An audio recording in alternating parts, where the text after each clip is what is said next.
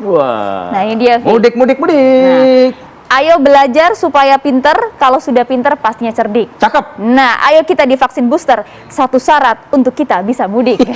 Ini kata Colongan dia bacain pantun. @hijogeagus_33. Terima kasih. Oke ya. Nah, tapi untuk bicara soal data, apakah benar ada kayak lonjakan setelah ada pernyataan dari Presiden Republik Indonesia? Karena ramai banget kalau kita lihat antriannya kan. Tadi kan saya bilang ada ibu-ibu ditanya nih, Bu, kenapa? Baru vaksin, Bu? Iya, Mas, kenapa? Kalau enggak saya ditinggal sama suami mau pulang kampung mudik lebaran gitu dia. Jadi harus booster semua. Kita tanya ya, ini sudah terhubung bersama kami ada Mas Heri Trianto, Ketua Bidang Komunikasi Publik Satgas COVID-19. Selamat pagi, Assalamualaikum Mas Heri. Pagi Mas Heri.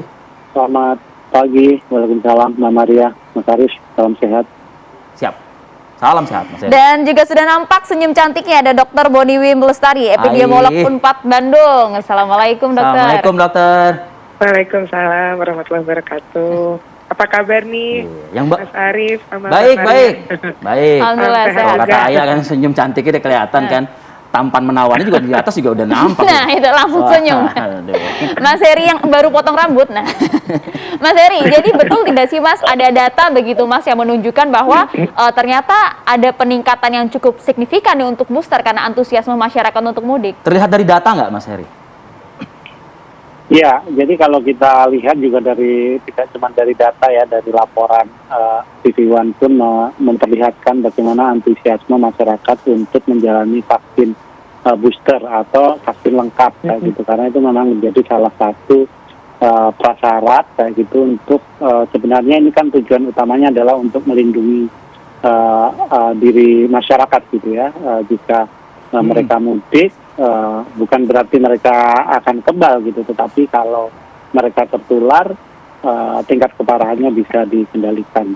Nah, kenaikan ini juga memang terlihat karena bahkan di Satgas yang selama ini juga tidak mengikuti vaksinasi ya, sekarang menyelenggarakan vaksinasi booster di sejumlah daerah, termasuk di Mandalika maupun di Batam. Tadi juga diperlihatkan memang beberapa bulan terakhir sempat menurun ya antusiasme masyarakat untuk menjalani vaksin, tetapi dengan kebijakan baru yang disampaikan oleh Presiden Jokowi ini memang harapan utamanya adalah masyarakat berbondong-bondong untuk vaksin semata-mata untuk melindungi diri mereka dari penularan.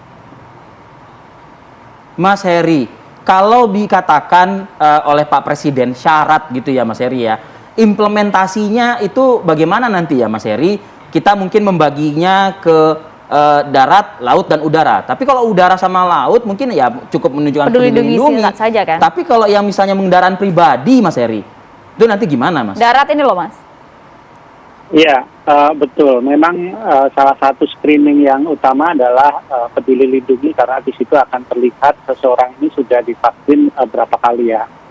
Dan ini nanti yang sedang dipersiapkan mekanismenya oleh Kementerian Perhubungan dan Kepolisian, karena sebenarnya regulasi tentang mudik ini memang belum keluar ya. Kemarin yang keluar itu adalah pelaku perjalanan luar negeri, di mana karantina dibebaskan. Jadi yang sekarang sedang dipersiapkan adalah bagaimana mengatur mudik, karena kita tahu juga dari survei Kementerian Perhubungan, antusiasme masyarakat untuk mudik ini berlipat-lipat gitu ya. Hampir 80 juta, 79,4 juta. Bisa dibayangkan jika itu kejadian, bagaimana pergerakan masyarakat dan bagaimana risikonya juga terbuka. Kalau tahun lalu misalnya ketika mudik dilarang, masyarakat yang nekat mudik itu 4-5 juta. Dan itu hasilnya kita memang mendapatkan kenaikan kasus gitu. Tapi memang tahun ini kondisinya berbeda di puasa yang ketiga, di mana tingkat vaksinasinya pun juga sudah cukup tinggi, dan memang sekarang kita sebaiknya memang mulai fokus untuk daerah-daerah tujuan mudik seberapa cakupan vaksinasinya. Dari semua daerah, misalnya di Jawa Barat, Jawa Tengah, misalnya ya, daerah-daerah tujuan mudik dan Yogyakarta, Jawa Timur ini yang patut mendapatkan perhatian karena vaksinasi keduanya masih sekitar 60%, ya 55-60%. Tentu ini akan menjadi concern bagaimana melakukan akselerasi vaksinasi di sana. karena Jawa Timur adalah daerah tujuan mudik kedua ya setelah Jawa Tengah kayak gitu ya, dari mobilitas orangnya. Jadi ini yang memang harus PR-nya masih ada. Kita punya waktu sekitar 1 bulan lebih untuk mempersiapkan benar-benar tanpa kemudian kita panen kasus. Karena kita juga tahu sejumlah negara Eropa sekarang sedang mengalami eskalasi kenaikan kasus seperti di Inggris kayak gitu karena BA2 itu dia varian. Mas Heri. Tadi pagi nonton berita di Kabar Pagi ada itu. Amerika Serikat katanya naik lagi angka Naik COVID. lagi, betul. Tidak hanya di Amerika Serikat, ada beberapa negara juga. Maka dari itu, tentu kita semua menyambut baik, menyambut dengan senang. Presiden Jokowi sudah memperbolehkan mudik untuk tahun ini, tapi saya butuh keyakinan lagi begitu. Dokter Boni, apakah sudah cukup aman, Dokter Boni, untuk kita kemudian bisa mudik dengan aman dan selamat, mengingat kalau mudik interaksinya cukup tinggi? Iya, sebetulnya tadi mungkin menambahkan ya yang sudah disampaikan sama Mas Heri.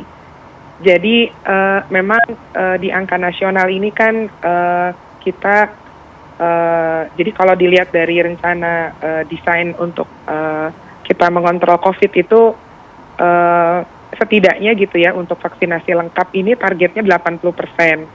Sementara kalau data KPCPEN itu sampai per hari ini itu masih 75,7 ya, jadi sekitar 76%, sedikit lagi menuju 80%. Tapi tentu ini kan ada variabilitas karena Indonesia ini besar, sehingga tidak sama nih saya kira di tiap daerah ya untuk cakupan vaksinasi lengkapnya gitu. Jadi maksudnya vaksinasi primer yang lengkap 2 dosis begitu. Jadi saya kira tadi pemetaan daerah-daerah yang jadi tujuan mudik dan kemudian kita lihat apakah cakupan vaksin primernya sudah mencapai 80%, itu perlu kita perhatikan. Jadi yang masih di bawah 80 ini sebetulnya perlu penguatan lagi gitu. Nah, itu satu. Kemudian yang kedua yang juga perlu diperhatikan untuk tujuan mudik sebetulnya juga booster. Jadi vaksin booster ini bisa dibilang sejak di launch bulan Januari ya, mid Januari 2022, itu baru di angka 9,5%. Menurut saya memang sangat lambat gitu ya. Tapi ini memang dipengaruhi banyak hal juga karena sekitar akhir Januari sampai sekarang ini kan kita masih ada di periode wave-nya Omicron gitu ya. Dan betul sekali yang perlu juga kita waspadai adalah Omicron ini ada BA2-nya gitu kan ya. Jadi yang memang sudah disinyalir dari hasil pemetaan genomik itu sudah terdeteksi di kita dan persentasenya naik terus nih gitu. Jadi dia sudah mulai persennya agak sedikit meningkat dibanding waktu awal-awal Omicron masuk di Indonesia. Dan kita tahu sendiri transmisinya lebih menular gitu, lebih cepat gitu ya dibanding yang sebelumnya. Sehingga bagaimana kemudian kita meningkatkan angka proteksi ini, itu yang penting gitu. Jadi booster salah satunya, vaksin Dok? ini booster tentu salah satunya karena kebayang ya kita mulai vaksinasi itu sudah dari Januari tahun lalu gitu ya. Ternyata udah setahun lebih nih untuk bisa mencapai vaksin primer lengkap aja setahun lebih itu belum sampai nih 80%. Ini dari target ya. Belum lagi kalau kita ngerevisi target nih karena kemarin transmisinya juga jauh gitu kan. Jadi harusnya memang lebih banyak lagi yang divaksin. Jadi saya sih sebetulnya mendukung sekali nih pemerintah mensyaratkan booster sebagai syarat mudik. Ya. Dokter Buni. Tapi kita perlu ya gimana Mas Arief? Berhubung warga salah satu ini epidemiolog Universitas Padjadjaran ya. Jadi kan warga Jawa Barat nih. Tadi Mas Heri menyebut tuh Jawa Barat salah satu destinasi mudik. Oh, pasti. Nah, Jawa Barat, Anda di kampus punya data nggak untuk Jawa Barat sendiri, boosternya bagaimana, kelengkapan 1 dan 2 bagaimana? Ada, sebentar saya cek ya. Ini saya nggak hafal. Oke, kita jeda dulu kalau gitu. Kita tahan dulu bisa, Dokter Boni. Kita akan jeda terlebih dahulu. Apa kabar Indonesia Pagi akan kembali untuk Anda. Siap, Dok? Sesaat lagi.